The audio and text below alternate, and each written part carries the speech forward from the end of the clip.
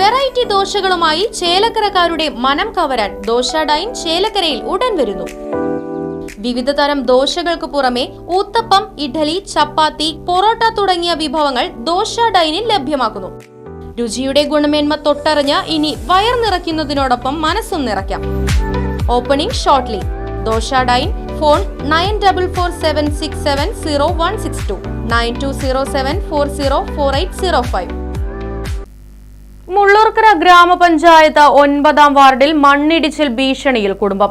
പിന്നോക്കക്കാരെ വീണ്ടും പിന്നോട്ടടിക്കുന്ന അവസ്ഥയാണ് ഗ്രാമപഞ്ചായത്തിന്റെ ഭാഗത്തു നിന്നും ഉണ്ടാകുന്നതെന്നും പരാതി.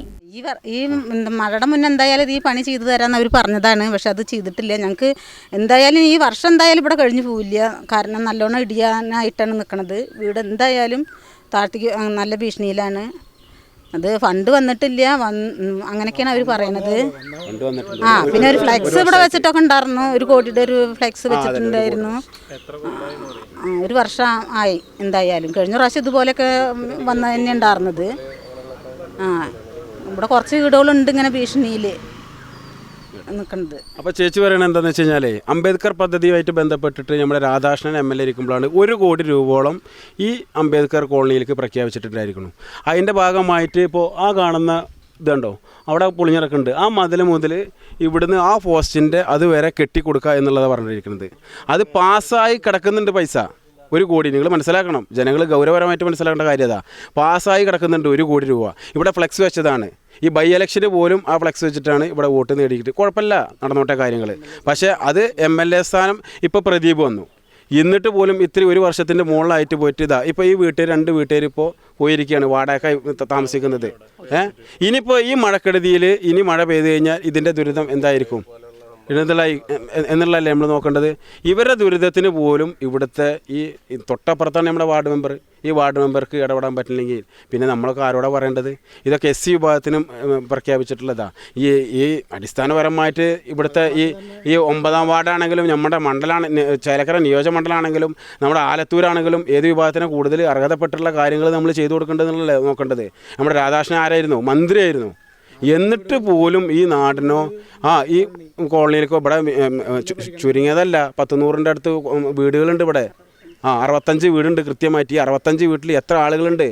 ഈ ദുരിതം നേരിട്ട് കണ്ട് 1 വർഷത്തിൻ്റെ മുകളിൽ നമ്മൾക്ക് കോളനികൾക്ക് പേര് മാറ്റാം, അംബേദ്കർ എന്നൊക്കെ പറഞ്ഞിട്ട് പേര് മാറ്റാം. പക്ഷെ ആ പേര് മാറ്റുന്നതിനനുസരിച്ചിട്ട് ഇവരെ മുന്നോക്കം എന്ത് ചെയ്യുന്നു, മുന്നോട്ടുള്ള ജീവിത മാർഗ്ഗങ്ങൾ, ഇതൊക്കെയല്ലേ നമ്മൾ സ്വീകരിക്കേണ്ടത്. നിങ്ങളൊന്ന് നോക്കിയാൽ കാണാമല്ലോ നിങ്ങൾക്ക്. ഇത് ഇടിഞ്ഞു പോയി കഴിഞ്ഞാൽ ഇതിൻ്റെ ഉത്തരവാദിത്തം മാറ്റി ആരേറ്റെടുക്കും? ഇനിയിതാ ഈ ഒരു 6 മാസം 7 മാസമുള്ളൂ. ഇതിൻ്റെ ഉള്ളിൽ ഇത് ചെയ്തിട്ടില്ലെങ്കിൽ ആ 1 കോടി രൂപ എങ്ങോട്ട് പോകും? ഇതൊക്കെ ഈ ജനങ്ങൾ ചോദിക്കുമ്പോൾ അവർ ഞങ്ങൾക്ക് എതിരായിട്ട് നിങ്ങൾ പ്രതിഷേധം നടത്തുകയാണ്, ഞങ്ങൾക്ക് എതിരായിട്ടുള്ള പ്രചരണം നടത്തുകയാണ് എന്നൊക്കെ പറഞ്ഞിട്ട് പറയുന്നവനെ ചാപ്പ കുത്തുന്ന രീതിയിലുള്ള ആ സ്ഥിരം പരിപാടി ഉണ്ടല്ലോ, അത് മാറ്റി നിർത്തിയിട്ട് ജനങ്ങൾക്ക് ഉപകാരപ്രദമായിട്ടുള്ള കാര്യങ്ങൾ ചെയ്യുക. അത് ചെയ്ത് കഴിഞ്ഞാൽ ജനങ്ങൾ ഇനിയും കൂടെ നിൽക്കുന്നേ. അതല്ലാണ്ട് എന്താ ഇലക്ഷൻ വരുമ്പോൾ എല്ലാവരും ചിരിച്ച് പല്ലൊക്കെ കാണിച്ചിട്ട് വരും വോട്ട് ചോദിച്ചിട്ട്. ഇതിപ്പോൾ എന്താരോ ജയിച്ചു പോയി കഴിഞ്ഞാൽ യാതൊരു വികസന പ്രഖ്യാപനങ്ങൾ മാത്രം ജനങ്ങളോട് പറയാം. പ്രഖ്യാപനങ്ങളുണ്ട് കൃത്യമായിട്ട് നമ്മൾ ഗ്രാമസഭയിൽ നമ്മൾ ചോദിച്ചു. 9-ാം വാർഡിൽ പൂർത്തീകരിച്ച ഒരു പദ്ധതി പറയാൻ പറഞ്ഞു. ഇവിടുത്തെ മെമ്പർക്കോ പ്രസിഡന്റിനോ പറയാൻ പറ്റിയിട്ടില്ല. എന്തുകൊണ്ട് പൂർത്തീകരിച്ചിട്ടില്ല? അതന്നെ അതിൻ്റെ കാരണം. ഇപ്പോൾ ഈ ചേച്ചി പറഞ്ഞത്, ചേച്ചി ഇവിടെ താമസിക്കണതാണ്, ചേച്ചിയുടെ ദുരിതമാണ് പറഞ്ഞത്. ഈ ദുരിതം ഇനി പറഞ്ഞതിൻ്റെ കഴിഞ്ഞു കൂടാൻ പറ്റുന്നൊക്കെ തോന്നണില്ല. ഞങ്ങൾക്ക് ഇവിടുന്ന് മാറി താമസിക്കാൻ നിവർത്തി ഉണ്ടാവുള്ളൂ. ഇപ്പം ഞങ്ങൾ അതിൽ തന്നെയാണ്. ഇവിടുത്തെ ആൾ മാറി ഇറങ്ങണം. അത് അതിനിടയിൽ ഇരിക്കാൻ പറ്റില്ല, നിറച്ചും പോയി ഇറക്കണം അവരുടെ വീട് ഒക്കെ. അതെ, കഴിഞ്ഞ പ്രാവശ്യം ഇങ്ങനെ മെഡിയൊക്കെ വന്നിട്ട് പറയാൻ പോണ കാരണം മഴയാണ് എന്നാണ്. അപ്പൊ ഈ മഴ വരെ ഇവരെവിടെയായിരുന്നു? ഞാൻ ചോദിച്ചപ്പോൾ അവർ പറഞ്ഞ ഞാനത് അന്വേഷിച്ചപ്പോൾ പറഞ്ഞ ടെൻഡർ എടുക്കാൻ ആൾ വന്നിട്ടില്ല. അവർ സൈറ്റിലേക്ക് അതിൻ്റെ സാധനങ്ങൾക്ക് വില കൂടുക കാരണം സൈറ്റിലേക്ക് വില എത്തിയിട്ടില്ല, അതിൻ്റെ ഇത് എത്തിയിട്ടില്ല. അത് കാരണമാണ് ടെൻഡർ എടുക്കാൻ ആൾ എത്താത്ത കാരണമാണ് എന്നുള്ളതാണ് കഴിഞ്ഞ പ്രാവശ്യം VO വന്നപ്പോൾ ഞാൻ ചോദിച്ചപ്പോൾ അങ്ങനെ പറഞ്ഞത്. ഇത് ഗ്രാമസഭയിൽ കൃത്യമായിട്ട് ഞങ്ങൾ ചോദിച്ചു, ഈ ടെൻഡർ എടുക്കേണ്ടത് നിങ്ങൾ അതിൽ ഇടപെട്ടിട്ടുണ്ടല്ലേ വേണ്ടത്.